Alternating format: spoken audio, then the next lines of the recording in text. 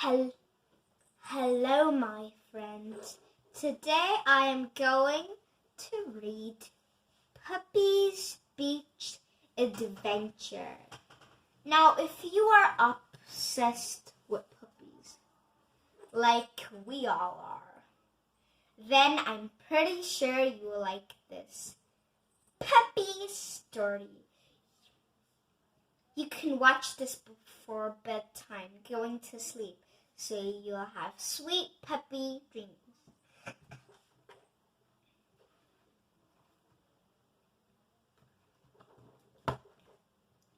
By Gerald Durrell.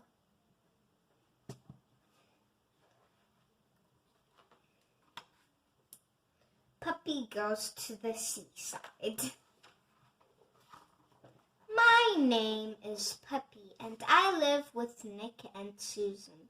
Mom, Dad, and Granddad. They are my family. One day, Nick and Susan said, "Puppy, we're going to give you a bath." They brought out the big white plastic bowl and filled it with water. I love having a bath, and I splashed a lot. There was water everywhere and all over Nick and Susan. As soon as I was out of the bath, they told me a secret.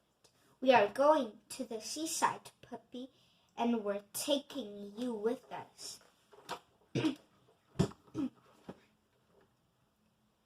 I was very excited. Before Nick could dry me, I ran into the house to see if all the family knew.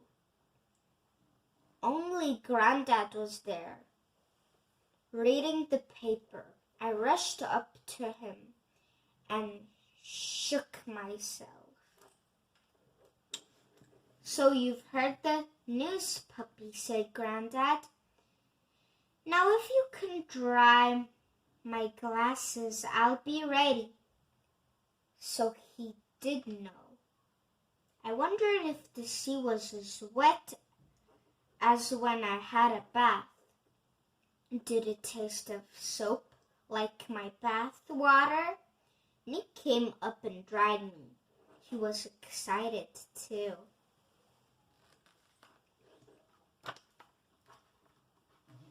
Then I went to make sure Mom and Dad were getting ready. "Oh, Puppy, please calm down," they said. "It's nearly time to go." At last everything was ready and put into the car. Dad started the car, but Mom shouted, "Stop!" She'd forgotten something. Mom jumped out of the car and came back with a beautiful red collar. It had a special medal hanging from it. My name was on one side and my address on the other side, just in case I got lost. Then we were off again. I love riding in the car. The window was down, and there were all sorts of different smells. We puppies can smell things that people can't, and smells are very important to us. I jumped on one side of the car to the other and tried to sniff the sea. I started to sing a happy song I made up.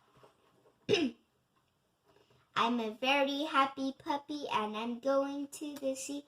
I'm a very happy puppy, as excited as I can be.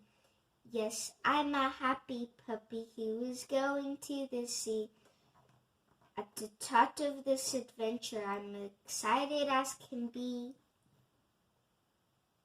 Good song. Ooh, wow. "Puppy, stop that barking," said Dad. "I don't think people like puppy songs much." "Oh, look, there's the sea," cried Nick. I jumped up to have a look. but I trod on the sandwiches. They fell on the floor and were all squashed.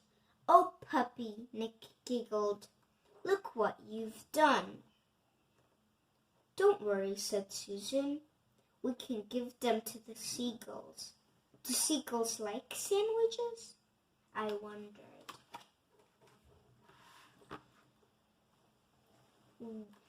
When we arrived, Susan, Nick, and I rushed down to see the sea. It was much bigger than my bath, and blue as blue. I drank some, but it didn't taste like soap. It was very salty. I coughed and spluttered until I caught my breath again. At the edge of the sea, Nick and Susan found a lot of pretty seashells, some pink, some gray, some curly. Nick knew about shells and told Susan that these were the homes in which snails and other creatures had once lived in the sea. He put some in the bag to take home.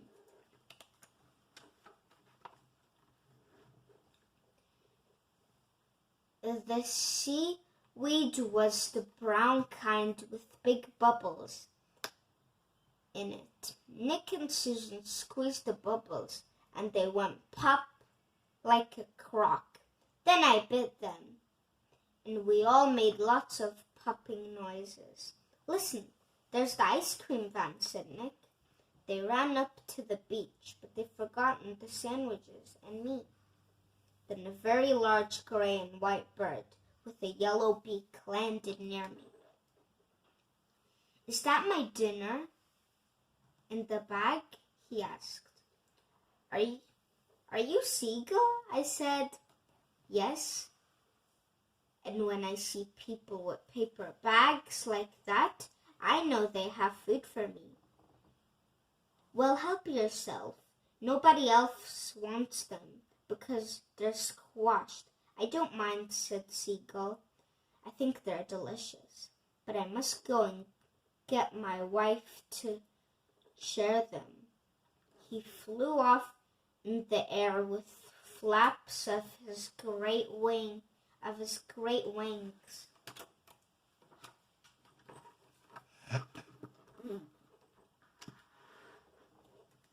How I wished I could fly like that. I had no wings, but I thought I would try. I ran along the beach, then I jumped up in the air as high as I could, flapping and shaking my legs. Bang! I fell on my nose, turned head over heels, and went splash into a rock pool. Puppies can swim, so I wasn't in danger, but something gripped my paw. "Ouch!" I cried. "Let go of my paw. Who are you?" "I'm Crab," said a bubbly sort of voice from the underwater. "I don't like people who come and jump on me and use my rock pool like a swimming pool." Under the water, I could see a big creature like a huge spider with great pinker like claws in front. "I was only trying to fly," I said. "Ha!" bubbled Crab. "Whatever next. Puppies can't fly. Everyone knows that." "I didn't know," I said. "Do you live by yourself in this pool, Crab?" "Oh no," he bubbled. "Other crabs live with me. And the sea snails, of course, and sometimes little silvery fish come to visit." Before he could grab me again, I scrambled out of the water, shook myself, and ran off.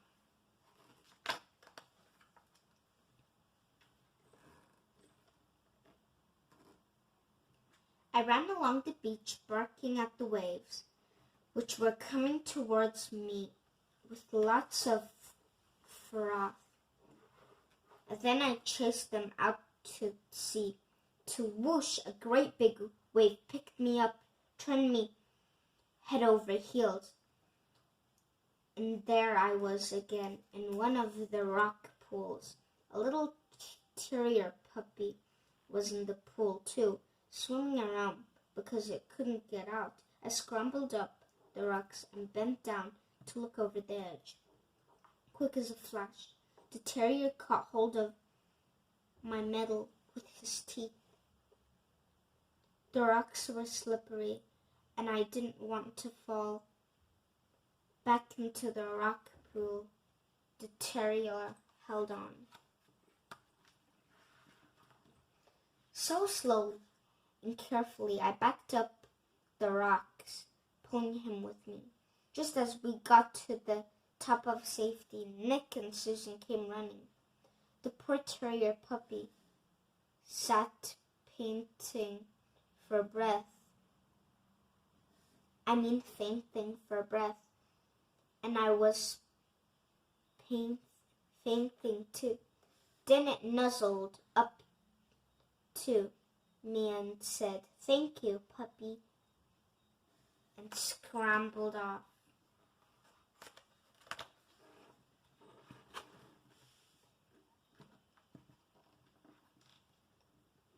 "You brave puppy," said Susan, petting me. "You rescued him." Well, I didn't really, but when we arrived back at the car, Mom got out the chocolate biscuits, and I felt like a hero. I rushed around barking. As soon as we got home, I dashed into the garden to find my friend Blackbird. I told him all about our day, Seagull and Crab too, but especially about my brave rescue. "I really must try to go there," he squawked. "You should," I said. "The sea is wonderful. I had a great adventure." And I trotted off to my cozy blanket and tea. Mom, Dad, Granddad, Nick, and Susan all came to say good night, sweet dreams. They said, and I dreamed about my great big medal. The end. Hope you liked my story. Though, this is no. I don't only do books. I also do some zodiac signs. Cool, right? If you don't understand zodiac signs, then horoscope, star signs are still there. You could call them whatever you want. So check out my next video about zodiac signs. I'm going to tell you all about them. But make sure to subscribe, leave a like, and comment down below. Bye-bye. See you in the next.